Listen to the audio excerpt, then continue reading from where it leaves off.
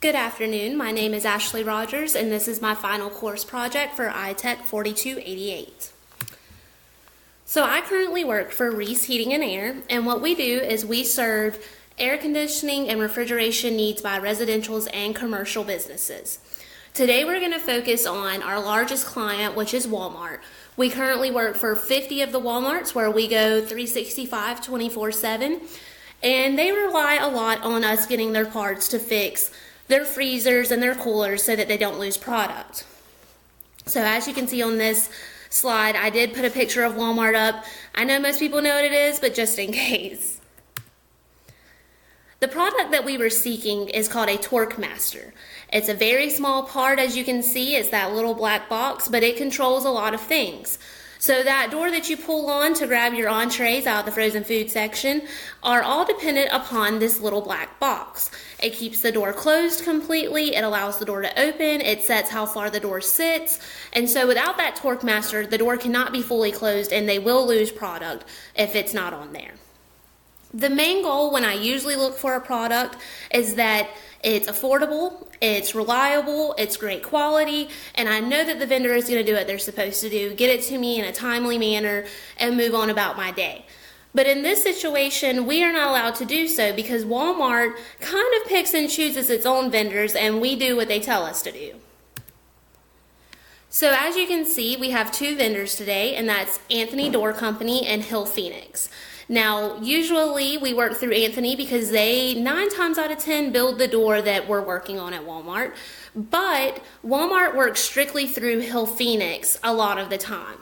So we know that Hill Phoenix is reliable, we know that Anthony is reliable, we know that both kind of set their own pricing and we don't really have much of a say-so, but they do try to work with you, and so that's kind of a shutdown process as far as who I get to choose to buy from.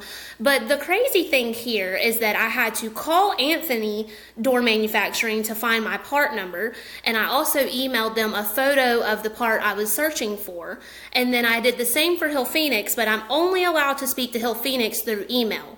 So everything is ordered through that email, all of parts conversations are through the email, and it creates that extra step, but it turns it into e-commerce as well.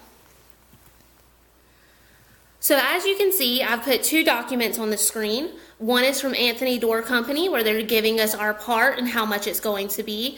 And then we have our Hill Phoenix, where we sent our purchase order to them so that we could get the part in the first place. Now, you can see this red line down at the bottom. It's hiding our credit card information.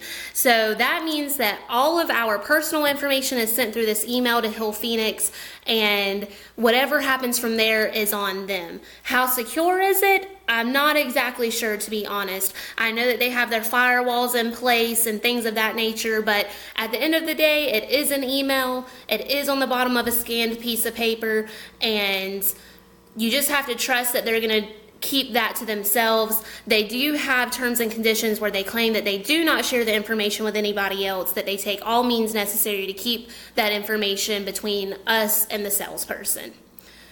As far as our purchasing transaction, that is why we use the email. That makes sure that we can get shipping information. That makes sure that we speak with one person in particular on a specific ticket number that only they are able to access. And so that keeps us from having to worry about anyone else getting what we're trying to receive. In the end, the shipping was set up for about a week and a half, and it did come in the time that we were told.